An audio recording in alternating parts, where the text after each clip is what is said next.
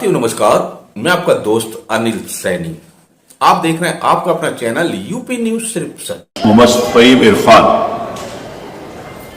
अन्य अध्यक्ष जी, आपने मुझे जनहित से जुड़े मेरे एक महत्वपूर्ण प्रश्न पर मंत्री जी से पूरा पूछने का मौका दिया। मैं आपका दिल की गहराई से शुक्रिया अदा करता हूँ। ये जो मेरा सवाल है जल शक्ति मंत्री जी से था, क्या जल शक्ति मंत्री जी बताने की कृपा करेंगे कि अब तक जो है, क्योंकि ये जल जीवन मिशन का जो कार्य है वो सभी सारे विधायक बैठे हैं, वो सारे विधायक अपने अपने विधानसभा क्षेत्र में इस पूरे प्रकरण से बेनता दुखी हैं। क्योंकि इससे पहले आपने देखा था माननीय अध्यक्ष जी कि पहले हम लोगों को जल की व्यवस्थाओं के लिए हैंडपंप मिला करते थे, लेकिन जल जीवन मिशन के आने के बाद वो हैंडपंप की व्यवस्था खत्म कर दी गई और उसके बाद जल जीवन मिशन के तहत हमारे गाँव को सैचुरेट करने की व्यवस्था बनाई गई। उसके बाद माननीय अध्यक्ष जी, हालात ये हुए कि जिन ठेकेदारों को काम दिया गया उन ठेकेदारों ने वो काम लेकर आगे काम सबलेट कर दिया और गांव के अंदर पूरे के पूरे जो सीसी के कार्य कराए गए थे या जो भी कार्य विकास के हुए थे वो उन ठेकेदारों ने पूरी तरीके से तोड़ दिए। हालात ये हुए कि पहले उन्होंने रोड तोड़े और उसके बाद पानी के टैंक बनाए और टैंक बनाने के बाद हालात ये बने कि चाहे मामला अयोध्या से मुताल्लिक रहा हो या कि जो है बरेली के भोजीपुरा के अंदर पानी की टंकी जो गिर गई या सीतापुर में जो पानी की टंकी गिरी जिसमें जेई और एई को सस्पेंड कर दिया गया और कंपनी को ब्लैक लिस्टेड कर दिया गया। इसी तरीके से मथुरा हो या कोई भी पूरे प्रदेश में पानी की टंकियां कई जगह गिरी। हालात ऐसे हुए कि जैसे कि एक तरीके से हालात बहुत बुरी तरीके से बिगड़े और पानी से बहुत बड़ा नुकसान हुआ।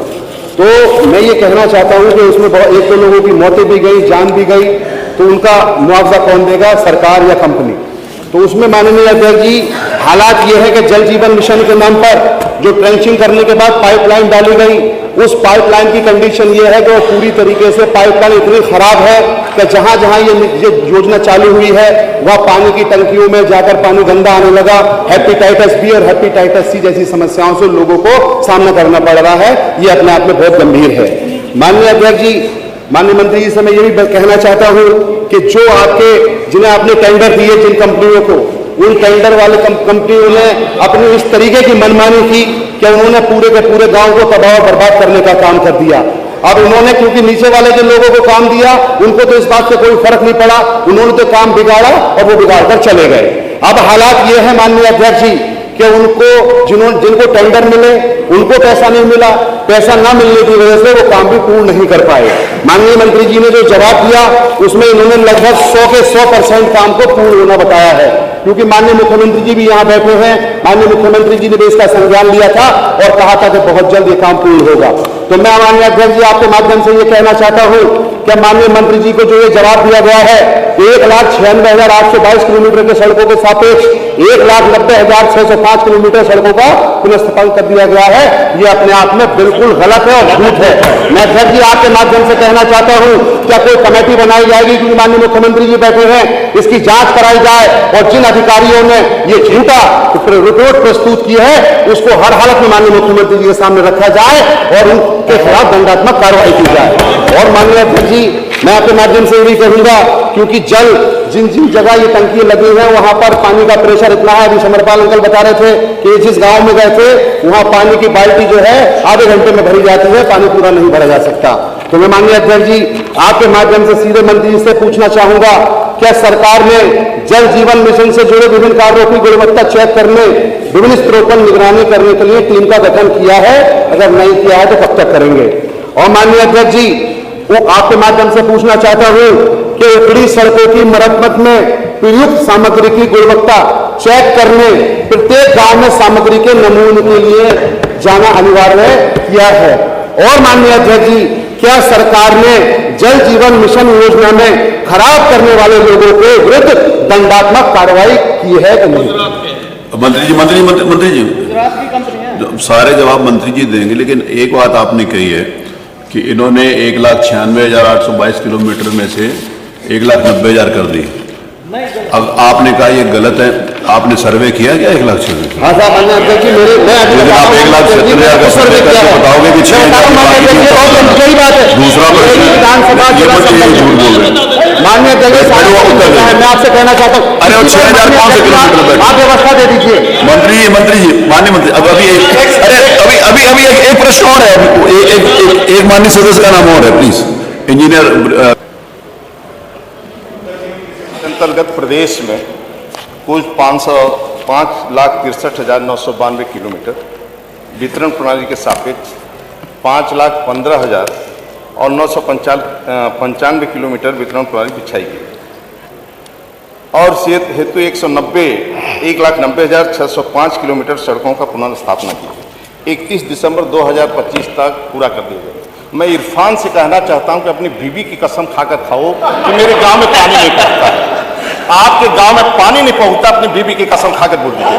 पार्षद छात्री आप बोलिए, अभी अपनी बीवी का कसम खाकर बता दीजिए मेरे गांव में पानी नहीं। उसकी तो जल्दी खा लेंगे।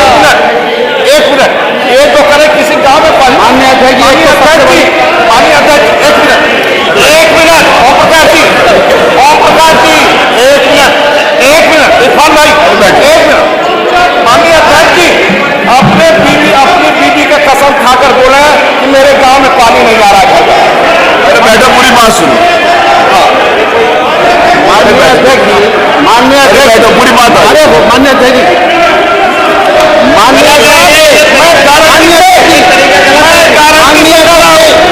मैं गारंटी से करो आगे ही रिजाइन कर दूंगा, लेकिन इनके गांव में पानी नहीं पहुंच रहा होगा तो मैं गारंटी से कर रहा हूं, मैं गारंटी से कर रहा हूं, बता दें इरफान भाई पानी नहीं पहुंच रहा है। माननीय अध्यक्ष जी, पर्टिकुलर मेरे गांव पे आने से पहले मैं कहना चाहता हूं कि माननीय मंत्री जी बीवी की कसम तो ना खाएं, क्योंकि बीवी के पास जाके कोई गड़बड़ हो जाएगी बाद में, क्योंकि बीवी माशाल्लाह अल्लाह पाक ने, अरे वो आप जो एक जिले की जांच करा लें अध्यक्ष जी। मैं एक जिला कोई सा भी आप ले लें पश्चिम का और आप उसकी जांच करा लें। ये बीवी की कसम कहने की बात कर रहे हैं, मैं विधानसभा से इस्तीफा दे दूंगा अगर ये पूरा का पूरा कोई एक जिला ये कर देते हैं। और माननीय मुख्यमंत्री जी बैठे थे, क्योंकि माननीय मुख्यमंत्री ने ये कहा था कि इस माननीय मुख्यमंत्री के सामने ये मामला आया था, इस वाले मामले में धांधली हुई है। पश्चिम का कोई एक जिला पकड़ ले माननीय अध्यक्ष, अगर दूर हो गया हो तो जो चाहे माननीय अध्यक्ष जी,